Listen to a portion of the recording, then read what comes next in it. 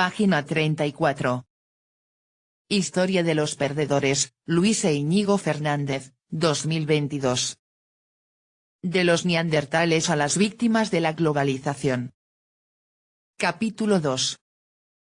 Infamia en el paraíso, los campesinos egipcios. Los relatos convencionales sobre la formación del Estado arcaico creen que el principal problema es explicar la innovación y la complejidad, lo que equivale a fijarse solamente en lo que gana una sociedad, o parte de ella, con este tipo de proceso en materia de tecnología y otras mejoras culturales, y también con los grandes cambios en la organización social. Solo recientemente los analistas han empezado a estudiar los procesos paralelos, caracterizados, al menos en la cultura material, por la tendencia contraria a simplificar y a restar. David Wengrow, La arqueología del Egipto arcaico. El 15 de julio de 1799, Pierre-François Bouchard, capitán del cuerpo expedicionario francés del general Napoleón Bonaparte, que había desembarcado en Egipto el año anterior con el objetivo de cerrar a los británicos el camino a la India, recibió la mayor sorpresa de su vida. Uno de los soldados del destacamento que dirigía descubrió, mientras excavaba las ruinas de una antigua fortaleza egipcia en Rosetta, en la costa norte del país, un pesado bloque de poco más de 1 metro de altura de granodiorita, una roca semejante al granito, en el que aparecían grabados unos extraños símbolos. Aunque el atónito capitán no podía saberlo, la piedra era un fragmento de una antigua estela del siglo II a.C., y los extraños signos que mostraba revelaban un texto de idéntico contenido escrito en 3 alfabetos diferentes usados en épocas y contextos distintos por los antiguos egipcios. En la parte superior aparecían 14 líneas de jeroglíficos, la misteriosa simbología que comenzó a usarse en templos y tumbas antes incluso de que el primer faraón se sentara en el trono del país del Nilo. En la central podían verse 32 renglones grabados en demótico, la escritura egipcia más popular, de uso cotidiano y comercial, que se introdujo hacia el siglo VII a.C. Por último, en la parte inferior de la gran piedra se observaban 54 líneas escritas en griego, la lengua que se impuso en Egipto tras su conquista por Alejandro Magno, en el año 332 a.C., y se convirtió en oficial bajo el gobierno de la dinastía tolemaica, la última que gobernó el país antes de la conquista romana. Por fortuna, aunque no podía ser muy consciente del enorme valor de su descubrimiento, el juicioso Bouchard decidió transportarlo hasta El Cairo. Allí se encontraba el Instituto de Egipto, fundado el año anterior por el propio Napoleón, que deseaba impulsar los estudios del pasado faraónico del país, ya muy de moda por entonces en Europa. Sin embargo, ninguno de los sabios franceses que trataron de desentrañar el significado de aquellos pasajes consiguió avance alguno.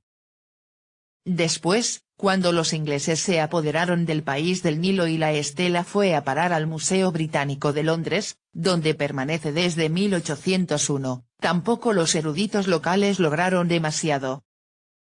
Aunque los textos escritos en griego y demótico revelaron al fin sus secretos, los jeroglíficos parecían resistirse a cualquier interpretación coherente. Descifrar la piedra, de la que comenzaron a circular reproducciones litográficas y en yeso por todas las universidades y museos de Europa, se convirtió en un reto apasionante al que ningún orientalista podía sustraerse. Por fin, en 1822, un profesor francés de la Universidad de Grenoble llamado Jean-François Champollion fue capaz de interpretar el significado de los jeroglíficos grabados en la parte superior de la estela. La egiptología había visto la luz. Los arqueólogos podrían por fin empezar a recuperar el conocimiento oculto en los miles de inscripciones que cubrían las paredes de los milenarios templos y las oscuras tumbas del país del Nilo, la mayoría aún sin excavar por entonces, y la extraordinaria historia de los antiguos egipcios podría comenzar a conocerse.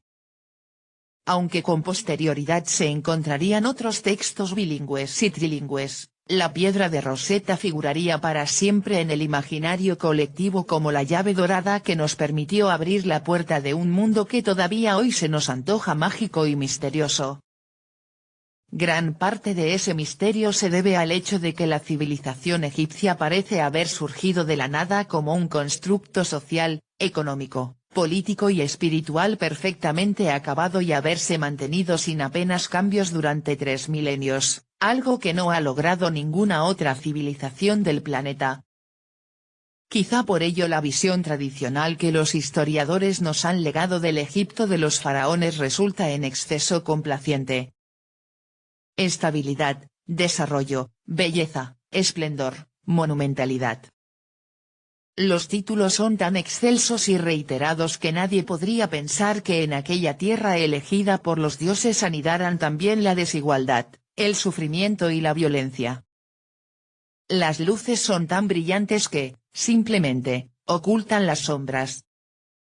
Pero desvelar las sombras es el objetivo de este libro y eso es lo que haremos en las páginas que siguen. Las raíces de la desigualdad. La historia del Egipto de los faraones se inició, según la tradición, hacia el año 3000 a.C., fecha convencional en la que Narmer, también conocido como Menes, unificó los dos reinos que poco antes se habían formado en el valle del Nilo, el Alto Egipto, en el sur, hasta la primera catarata, y el Bajo Egipto, en el norte, en tierras del delta.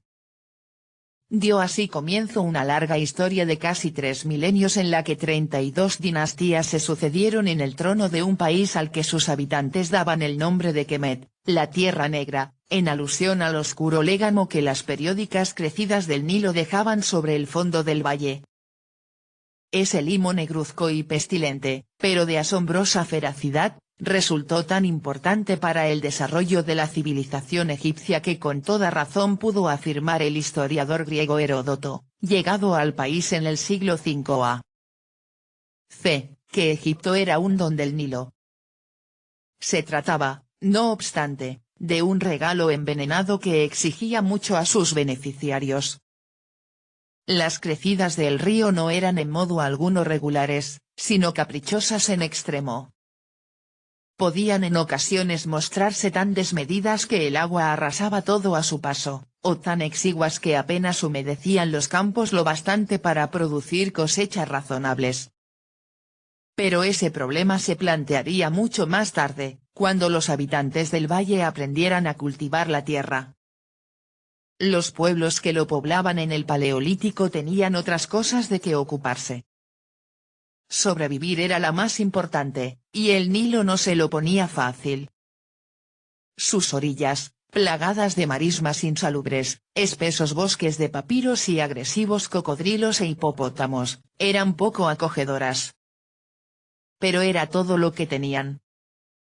Resignados, pues lejos del río no había sino desiertos donde la vida resultaba aún más difícil, permanecían en su incómoda cercanía sin habitar un lugar fijo, recolectando frutos y raíces, y siguiendo en sus migraciones a los animales que les servían de alimento, quienes, como ellos mismos, habían de adaptarse al perpetuo flujo y reflujo de las aguas en lo que parecía un destino tan inexorable como la misma muerte.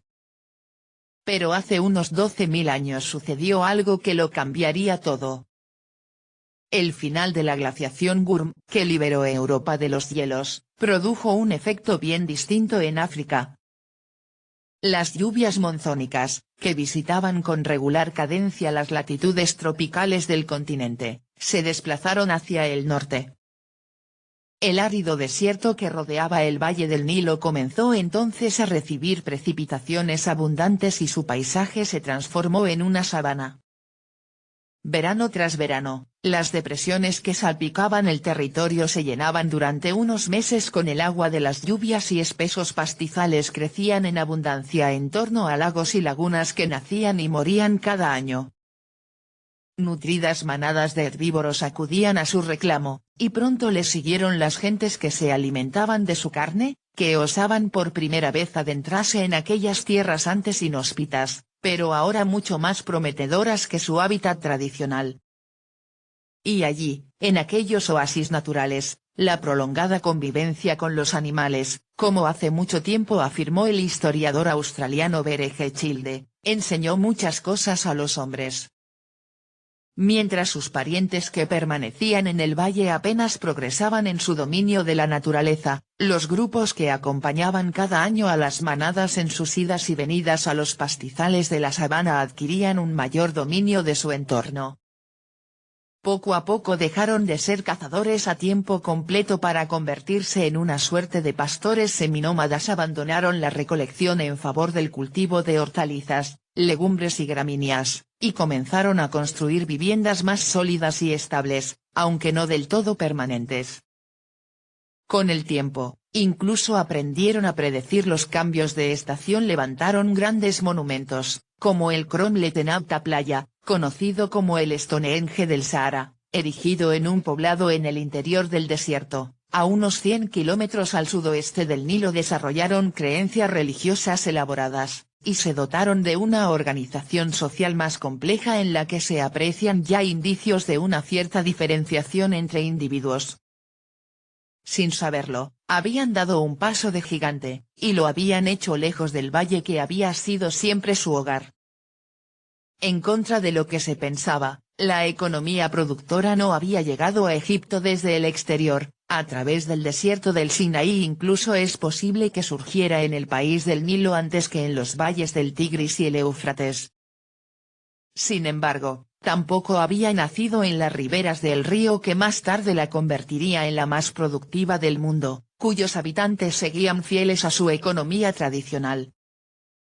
De hecho, arraigaría allí mucho más tarde y como consecuencia de un nuevo cambio.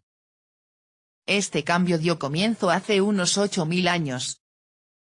Las lluvias monzónicas regresaron al sur y los fértiles oasis que durante más de 4 milenios habían sido el hogar de aquellos clanes seminómadas se secaron.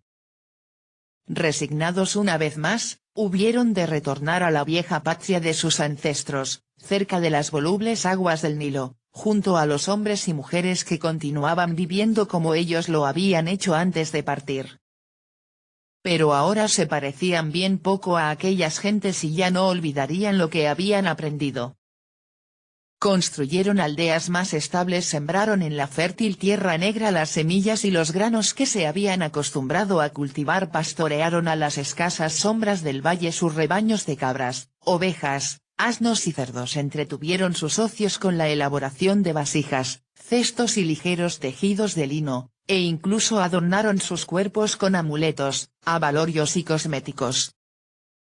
Sin embargo, las crecidas seguían amenazándoles cada año y, cuando llegaban, se veían forzados a abandonar sus casas para buscar cobijo en lugares más altos. No eran ya del todo nómadas, pero tampoco podían ser del todo sedentarios, y si no podían permanecer junto a sus cultivos, su agricultura, a pesar de su enorme potencial y a diferencia de la que por entonces se desarrollaba en los valles del Tigris y el Éufrates, estaba condenada a estancarse. Poco a poco comprendieron que si dominaban las crecidas, su sustento estaría asegurado, pues el negruzco sedimento que dejaban tras su paso era tan fértil que las cosechas que producía podía alimentarles a ellos y a sus hijos, por más numerosos que fueran.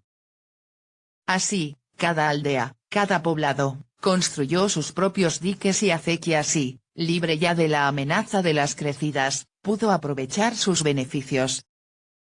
Como hoy sabemos, pues no disponemos de evidencias arqueológicas de lo contrario, y en contra de la célebre teoría hidráulica formulada por Carl Wittfogel a mediados del siglo XX, la construcción de infraestructuras de almacenamiento y distribución del agua no fue una tarea centralizada dirigida por una numerosa burocracia, sino un proceso de ámbito local que había comenzado mucho antes de la aparición del Estado.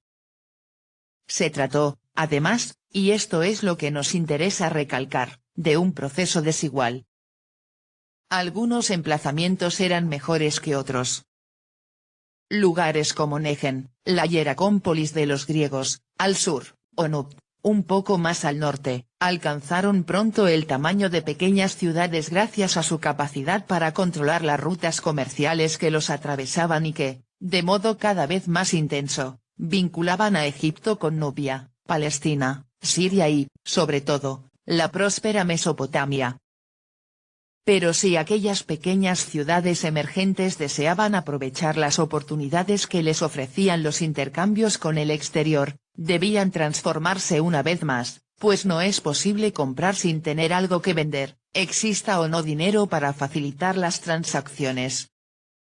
La importación de la madera y los metales que escaseaban en el Valle del Nilo exigía ofrecer a cambio productos que pudieran llamar la atención de quienes los poseían, alfarería, tejidos, adornos. Era necesario, por tanto, intensificar la producción, lo que sin duda favoreció la aparición de jefes redistribuidores que exigían aportaciones crecientes a los lugareños. Representaban a la comunidad en sus relaciones con el exterior y poco a poco controlaron el acceso al excedente y reclamaron una parte mayor de los beneficios, usada para reforzar su prestigio con joyas y otros productos de lujo. La desigualdad había hecho su aparición.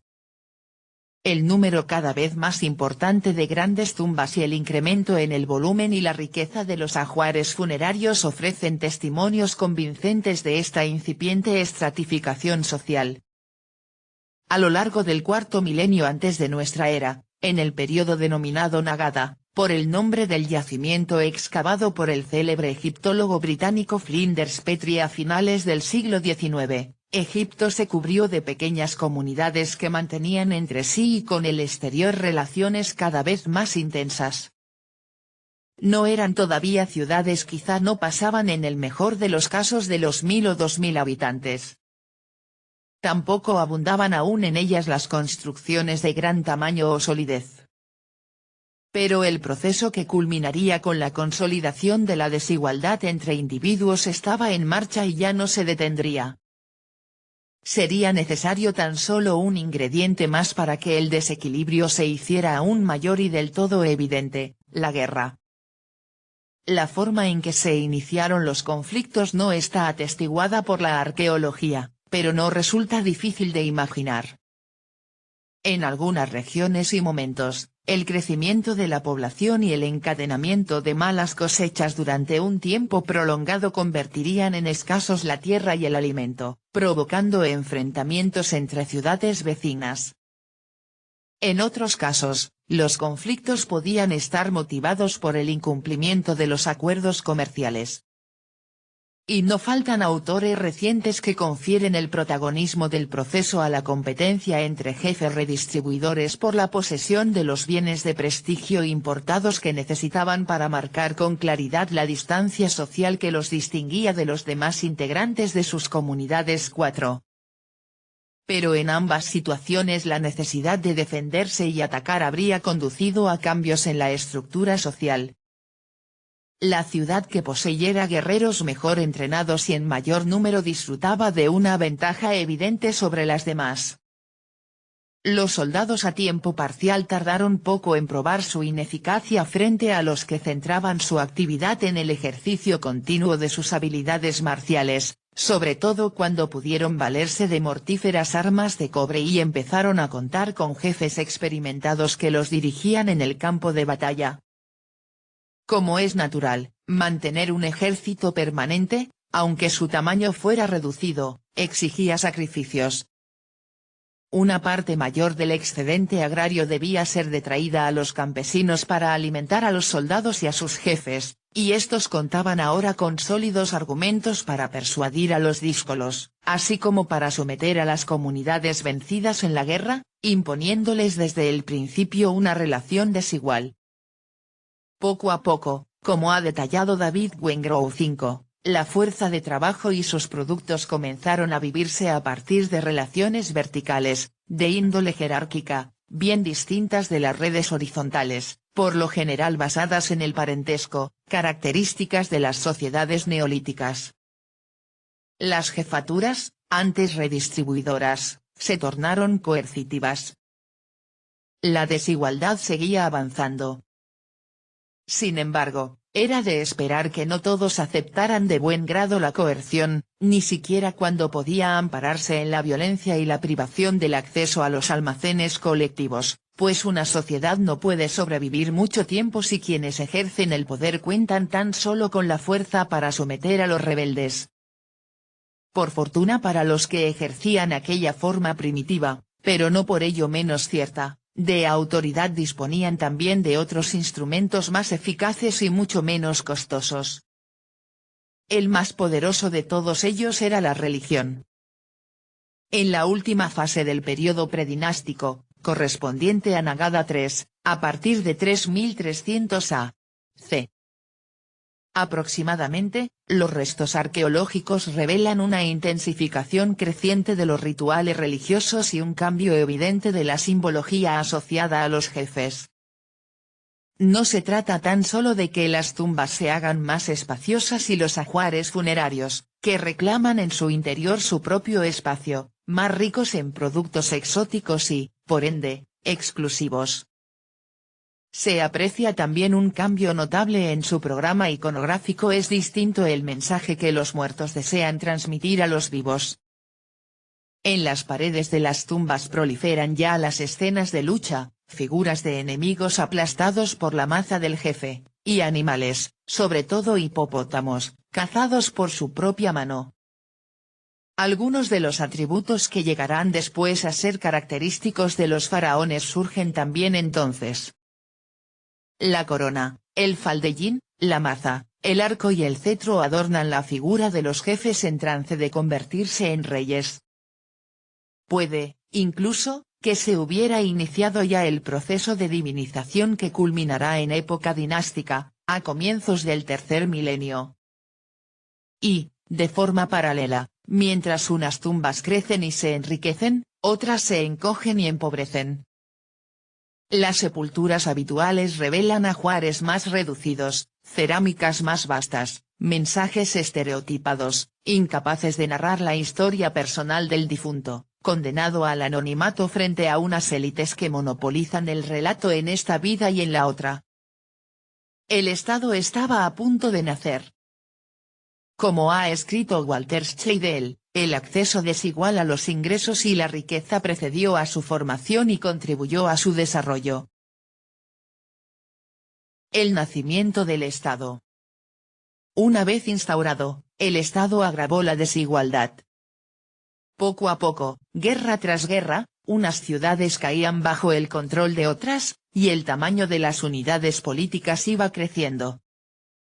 A la postre, en los albores del tercer milenio antes de nuestra era, un solo reino, con capital en Abidos, dominaba el Alto Egipto y otro, con capital en Buto, el Bajo Egipto. Era cuestión de tiempo que los reyes de Abidos extendieran su dominio hacia el norte, más débil y mucho menos desarrollado.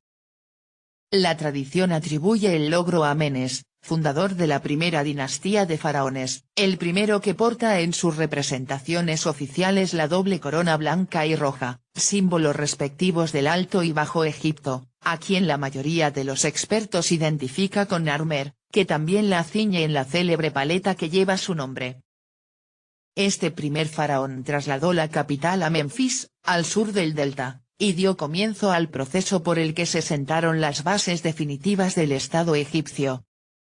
Tras esta dinastía y la siguiente, que la tradición ha dado en denominar Tinitas, en alusión a Tinis, nombre griego de la ciudad de Abidos, podemos considerar culminado el proceso de implantación de las estructuras económicas, religiosas y políticas del país del Nilo y, como ha escrito Nicolás Grimal, marcado el punto de partida de una civilización gloriosa. Hacia 2650 a.C. daba comienzo el llamado Imperio Antiguo, que se prolongaría durante medio milenio, hasta 2150 a.C. Egipto brillará ya desde ese instante con todo el esplendor que ha embelesado a sucesivas generaciones de historiadores y arqueólogos y que aún nos cautiva en nuestros días, por más que el halo de misterio que envolvía sus orígenes se haya desvanecido casi por completo. Pintemos a continuación un breve retrato de ese esplendor antes de detenernos a analizar sus sombras, pues como escribiera Ursula K. Le Guin, la luz es la mano izquierda de la oscuridad, y la oscuridad es la mano derecha de la luz. Al frente del Estado, el faraón, un rey tenido por Dios, gobierna sin discusión ayudado por un nutrido ejército de funcionarios.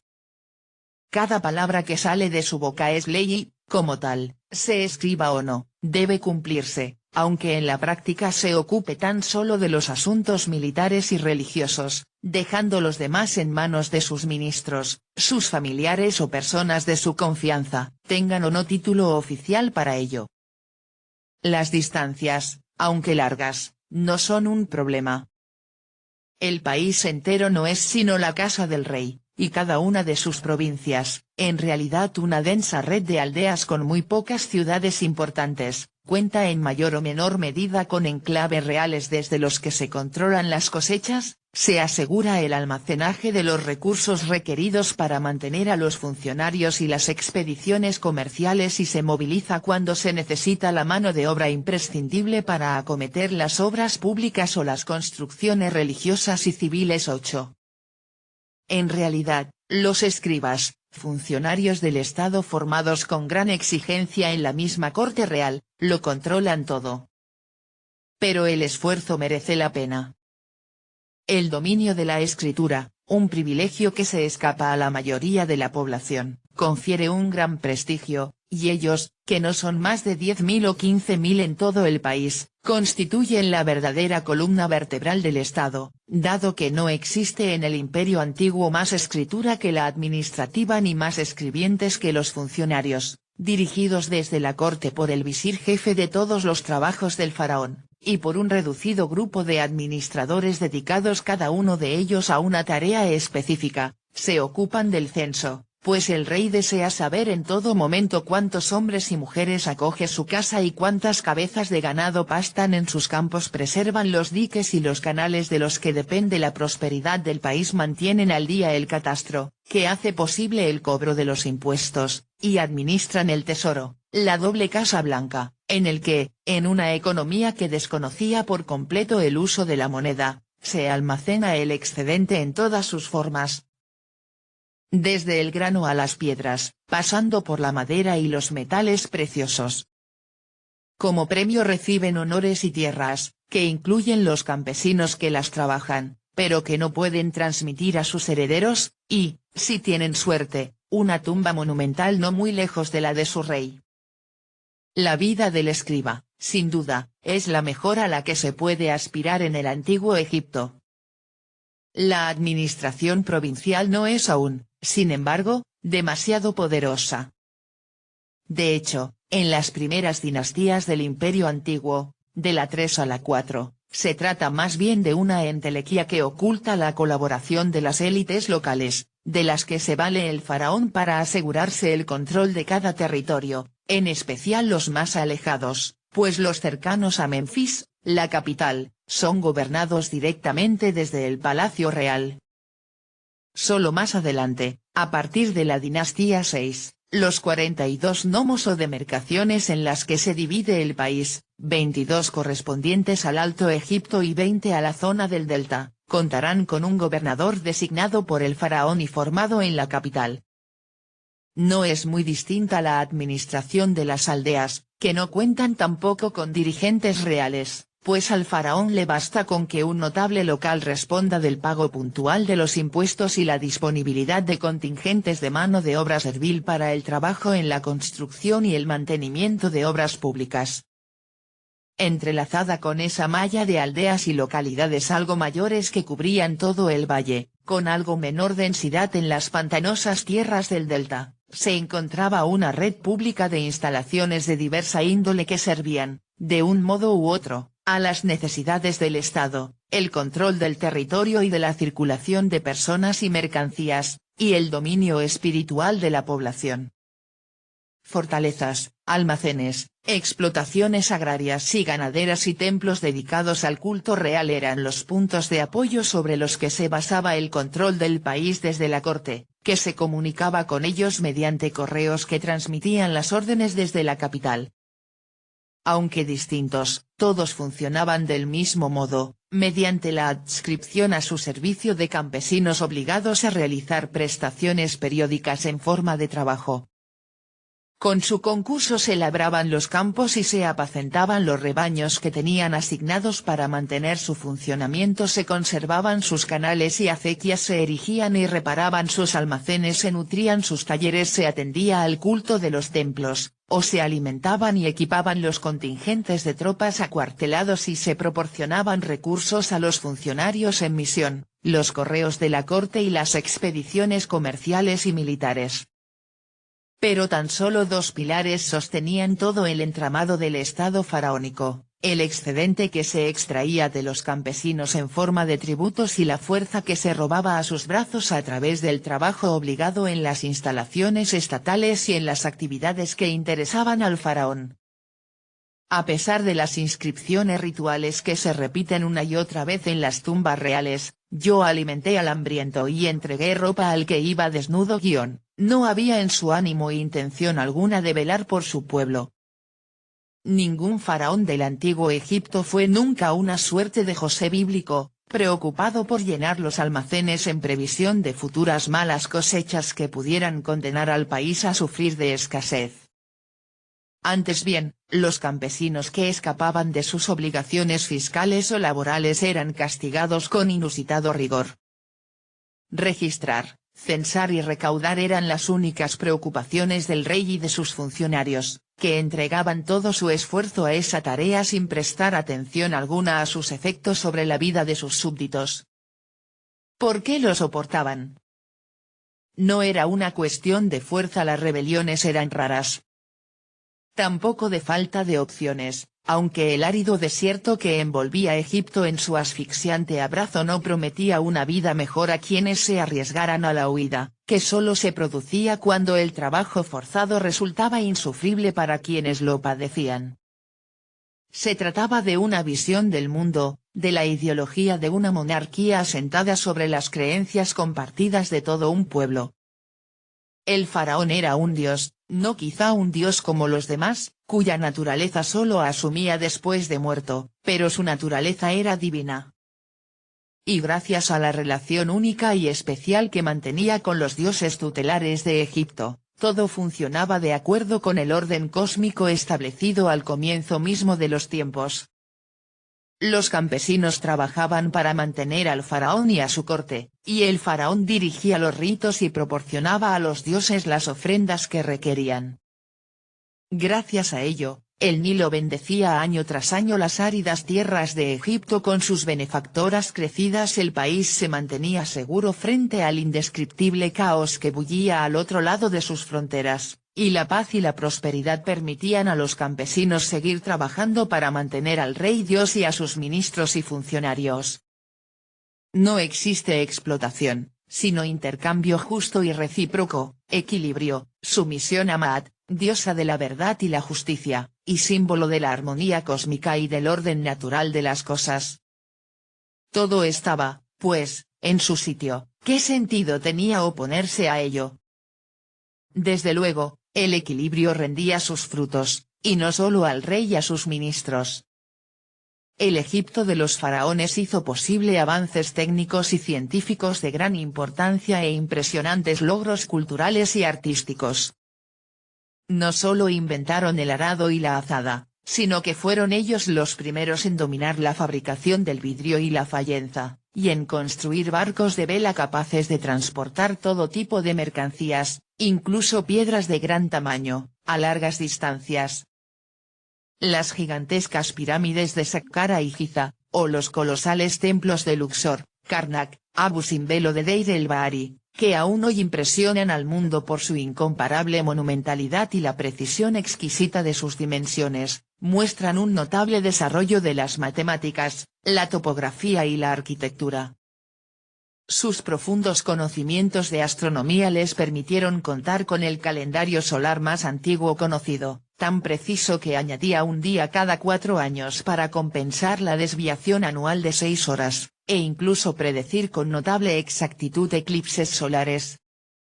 Documentos antiquísimos, como el papiro Edwin Smith, que se remonta a 1600 a.C., aunque reproduce textos más antiguos, el papiro Kaun, que data de 1800 a.C., o el papiro Ebers, un tratado de farmacopea escrito en el siglo XV a.C., revelan también un saber importante de anatomía, farmacia y cirugía, así como un aceptable conocimiento de diversas especialidades clínicas que la medicina occidental tardaría miles de años en alcanzar. La literatura egipcia, la primera que se conoce, introdujo en el acervo cultural de la humanidad temas, personajes, géneros y recursos estilísticos que han servido de modelo a los autores de todos los tiempos. E incluso en el terreno de la diplomacia, práctica para la que al principio no parecían estar muy bien dotados los egipcios, dado el desprecio que profesaban hacia los extranjeros, fueron también autores del primer tratado de paz conocido, firmado por Ramsés II en 1285, tras la batalla de Cadés, con el emperador hitita Hattusili III. Los siervos sumisos del dios. Pero los frutos de la excelsa civilización egipcia no estaban bien repartidos. La desigualdad, cuyas raíces se remontaban, como vimos, a la misma aparición de la agricultura, se había hecho más profunda. En la base de la pirámide social, una base muy ancha, que incluía a más de 9 de cada 10 egipcios, la lucha por la subsistencia absorbía por completo la vida cotidiana de los hombres y las mujeres humildes, gentes que, aunque creían sinceramente en la bondad del orden cósmico que representaba el faraón, no eran conscientes de que solo ellos lo sostenían con su esfuerzo y apenas obtenían de él beneficio alguno. Por desgracia, la vida de aquellas personas anónimas nos resulta casi del todo desconocida. Ya hemos dicho que la escritura era patrimonio de las élites y sus textos no abordaban otro asunto que las prácticas administrativas. No tenían voz, y quienes podían dársela no tenían interés alguno en hacerlo.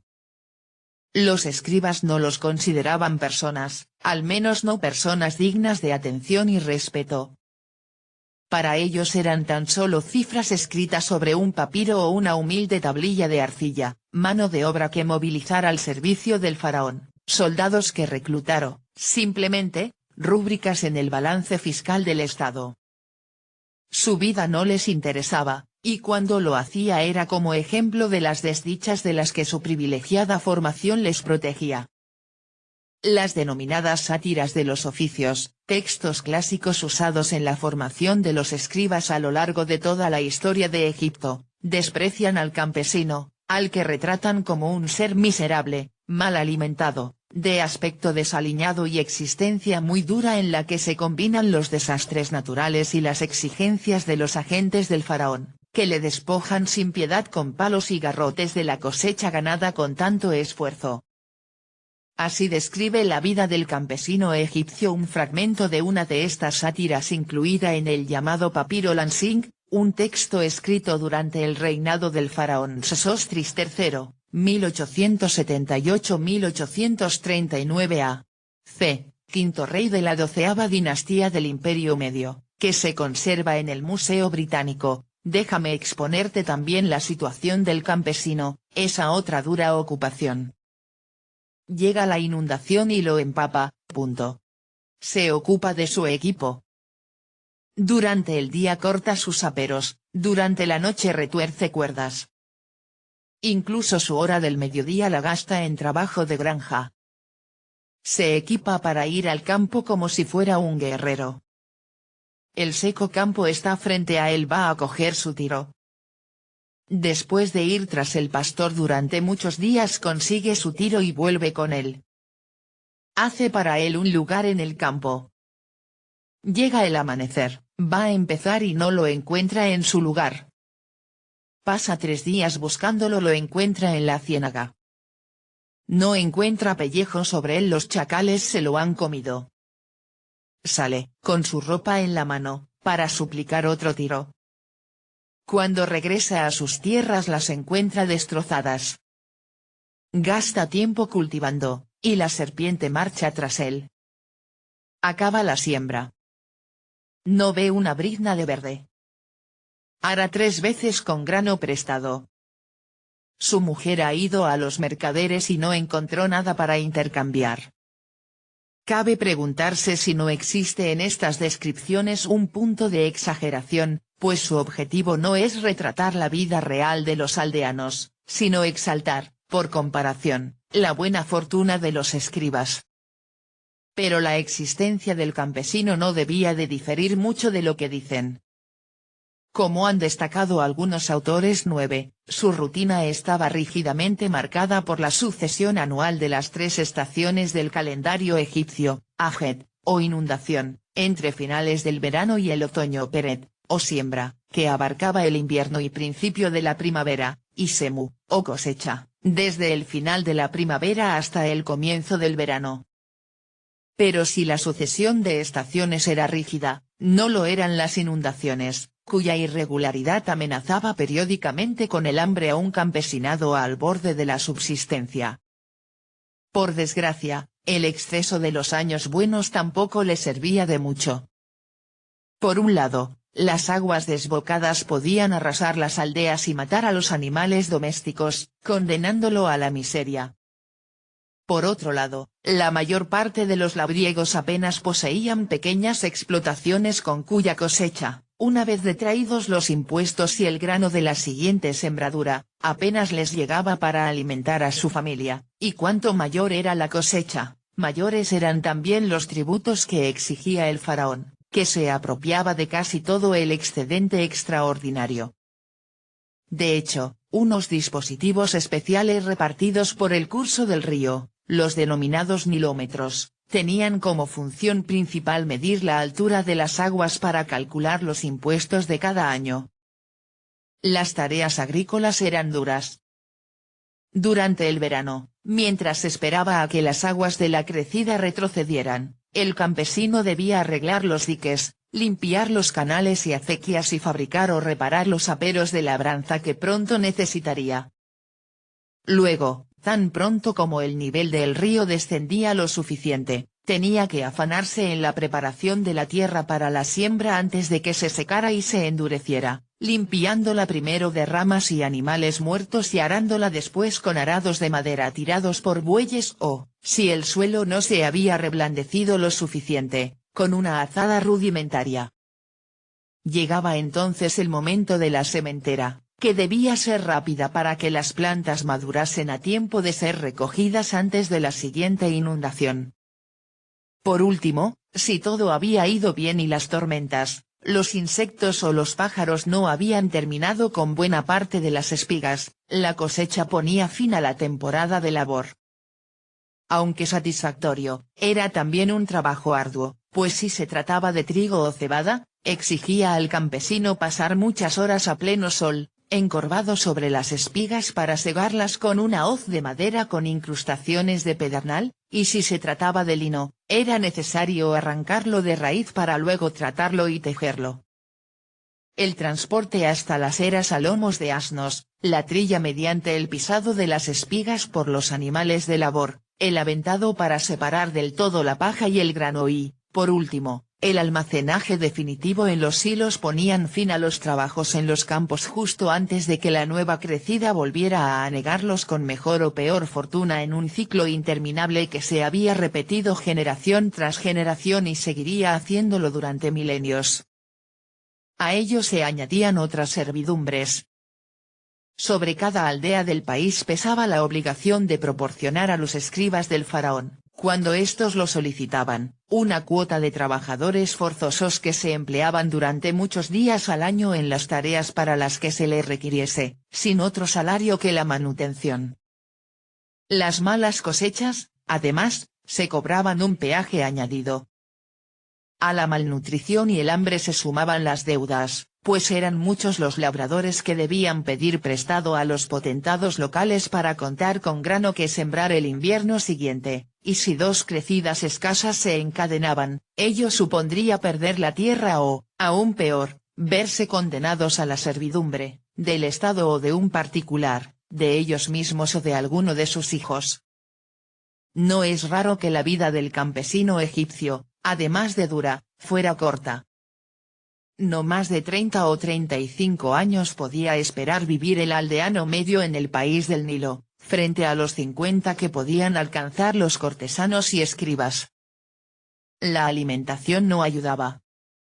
pan negro y basto y cerveza espesa y de poca graduación, a lo más aderezados con ajos, cebollas, habas, pepinos y algunas plantas silvestres, constituían lo esencial de su dieta, de vez en cuando mejorada con carne de cerdo, oveja o cabra. El vino era un lujo de los poderosos que los aldeanos no podían ni soñar con disfrutar, como la fruta, la carne de vaca y los dulces, que gustaban mucho a los egipcios. La salud del campesino tampoco era buena.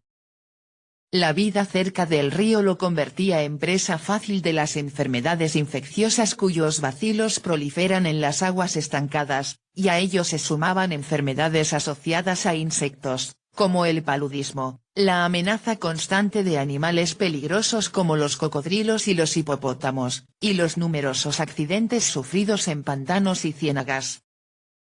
Desde luego, las creencias ayudaban a soportarlo todo. No las extrañas creencias del faraón y los suyos, dominadas por divinidades terribles que exigían cultos que los campesinos no entendían. El interior de los templos del rey era para la gente corriente el dominio del misterio y la oscuridad. Ignoraban qué sucedía en ellos y no tenían tampoco interés en saberlo. La fe del aldeano era sencilla, tradicional y estaba entreverada de magia y superstición. Sus templos eran humildes construcciones de adobe, sus ritos, sencillas plegarias que suplicaban por la vida de la esposa a punto de dar a luz, pobres ofrendas que esperaban lograr la ayuda de dioses tan antiguos que habían desaparecido del panteón oficial, o cartas a los muertos implorando su auxilio para tener por fin un heredero o librarse de las enfermedades y las deudas. Como los humildes de todos los tiempos, los egipcios tenían cosas en que pensar muy distintas de las que ocupaban a sus señores. Pero, desde luego, no menos importantes. Por desgracia, nunca las conoceremos del todo. La historia de Egipto, como la de todos los pueblos, la escribieron sus élites. Página 54.